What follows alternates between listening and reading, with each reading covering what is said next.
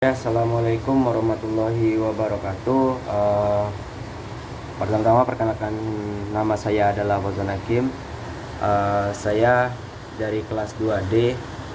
Hari ini saya akan menjelaskan tentang tugas dari hukum internasional, yaitu apakah PCA berwenang untuk mengadili sengketa hukum internasional. Oke.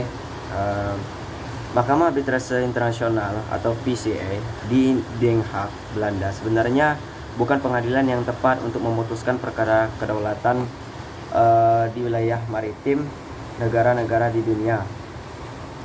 Pasalnya, mereka tidak punya hakim-hakim yang cukup, apalagi paham betul untuk memeriksa perkara semacam ini, termasuk konflik laut Cina Selatan. Yang berhak mengadili kasus tersebut adalah UNICLOS, Konvensi PBB tentang Hukum Laut 2 tahun 1982 atau UNICLOS 1982 yang sudah diratifikasi oleh Indonesia dengan hukum nasionalnya, yaitu Undang-Undang Nomor 17 tahun 1985. Konvensi ini sudah berlaku penuh di perairan Indonesia dan di perairan negara-negara yang sudah meratifikasi dengan undang-undang nasionalnya. Bagi bangsa Indonesia, konvensi ini sangat bermakna dan berarti, dikarenakan dengan adanya konvensi tersebut, Indonesia dapat diakui secara yuridis sebagai negara kepulauan oleh negara-negara di dunia lainnya. Dengan memiliki ZEE 200 mil laut dan lebar laut teritorial seluas 12 mil, serta yang paling penting lagi, antara pulau yang satu dengan pulau yang lainnya tidak ada perairan bebas atau perairan internasional. Selanjutnya, UNICLOS tahun 1982 membahas juga perihal hukum kelautan, termasuk aturan di dalamnya. Konvensi ini ditandatangani pada 10 Desember 1982 di Montego Bay, Jamaika.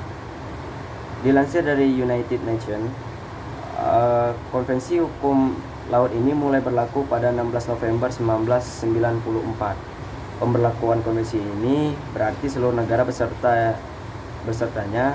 negara peserta harus tunduk pada peraturannya, termasuk yaitu Indonesia. Secara garis besar, konvensi ini terdiri atas 320 pasal dengan 9 lampiran. Isinya berupa penetapan batas kelautan, pengendalian lautan, penelitian ilmiah terkait kelautan, kegiatan ekonomi dan komersial, transfer teknologi, serta penyelesaian sengketa yang berkaitan dengan masalah kelautan. Lalu untuk isi konvensi PBB tahun 1982 ini agar lebih jelas, mungkin harus kita simak dari beberapa poin penting dalam UNICLOS ini, yaitu negara pesisir atau negara yang memiliki pantai menjalankan dan menetapkan kedaulatan laut teritorialnya tidak boleh melebihi lebar dari 12 mil. Lalu kapal laut dan pesawat udara diperbolehkan untuk melintasi di selat yang digunakan untuk navigasi internasional. Negara kepulauan memiliki kedaulatan sendiri atas wilayah laut, ditentukan oleh garis lurus yang ditarik di titik terluar pulau. Negara dapat menentukan laut dan rute udara yang bisa dilintasi oleh negara asing. Negara yang memiliki perbatasan langsung dengan laut bisa menetapkan ZEE atau zona ekonomi eksklusif sejauh 200 mil. Negara asing memiliki kebebasan navigasi dan penerbangan di wilayah ZEE, termasuk pemasangan kabel dan pipa bawah laut. Negara juga yang tidak memiliki pantai mendapat hak untuk mengakses laut dan melakukan transit melalui negara transit. Seluruh negara harus turut serta dalam mencegah dan pengendalian pencemaran laut, termasuk bertanggung jawab atas kerusakan yang diakibatkan oleh pelanggaran negara terhadap konvensi. Lalu, penelitian ilmiah di kelautan ZEE dan landas kontinen haruslah tunduk pada negara pesisir. Jika penelitian ini dilakukan untuk bertujuan perdamaian atau lainnya, maka harus meminta persetujuan dari negara lain yang tergabung dalam UNICLOS tahun 1982. Permasalahan yang ada hendaknya harus diselesaikan dengan cara damai. Lalu untuk sengketa bisa diajukan ke pengadilan internasional atau pihak lainnya yang terkait dengan konvensi ini.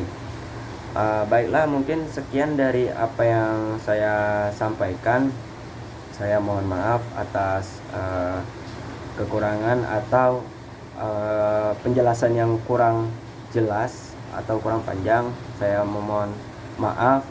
Dan saya akhiri, wassalamualaikum warahmatullahi wabarakatuh. Sekian, terima kasih.